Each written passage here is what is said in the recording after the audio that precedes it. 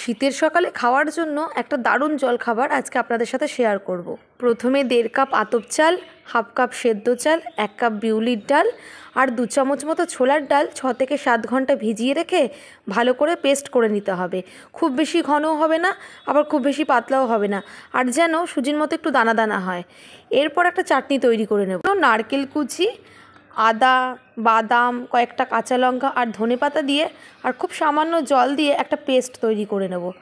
একটু ঘন ঘন হবে, খুব বেশি পাতলা হবে না। কড়াইতে অল্প তেল দিয়ে বিউলির ডাল, ছোলার ডাল, 2টো শুকনো লঙ্কা, সর্ষে আর কারি পাতা দিয়ে ফোড়ন তৈরি করে নেব। আর সেই ফোড়নটা দিয়ে দেবো চাটনির মধ্যে, আর দেবো স্বাদ মতো নুন আর চিনি। ব্যাস, চাটনি তৈরি। এরপর তৈরি করব মশলা ধোসার মশলাটা।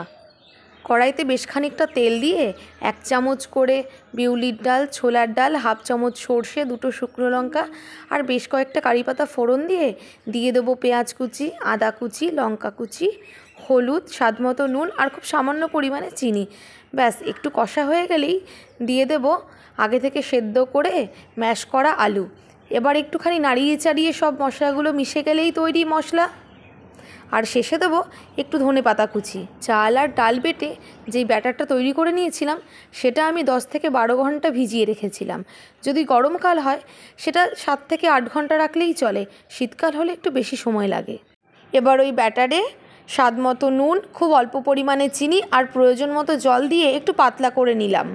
আমার কাছে কোনো লোহার তাওয়া ছিল না, তাই আমি ননস্টিকের তাওয়াই ব্যবহার করলাম। ননস্টিকের তাওয়াটা খুব ভালো করে গরম করে নিয়ে বেশ খানিকটা তেল ব্রাশ করার পর টিস্যু দিয়ে মুছে নিয়েছিলাম। তাওয়াতে একটু জল ছিটিয়ে নিয়ে গোল হাতায় করে ব্যাটার তুলে মাঝ বরাবর দিয়ে দেব। এবার গোল হাতার পেছন দিকটা করে ঘুরিয়ে ঘুরিয়ে ব্যাটারটাকে সম্পূর্ণ তাওয়াতে ছড়িয়ে দেব এবং সেটা যেন খুব পাতলা হয়। ওপরের দিকটায় বেশ খানিকটা তেল ব্রাশ করে দেব, তাতে ধোসাটা ক্রাঞ্চি হবে। এবার ভেতরে পুর দিয়ে দেবো আলুর যে মশলাটা করেছিলাম সেই মশলাটা দিয়ে। ব্যাস, ফোল্ড করে নিলেই তৈরি মশলা ধোসা। তবে মশলা ধোসার ভেতরে পুরটা দিলে না বেশিক্ষণ ক্রাঞ্চি থাকে না, একটু পরেই নরম হয়ে যায়।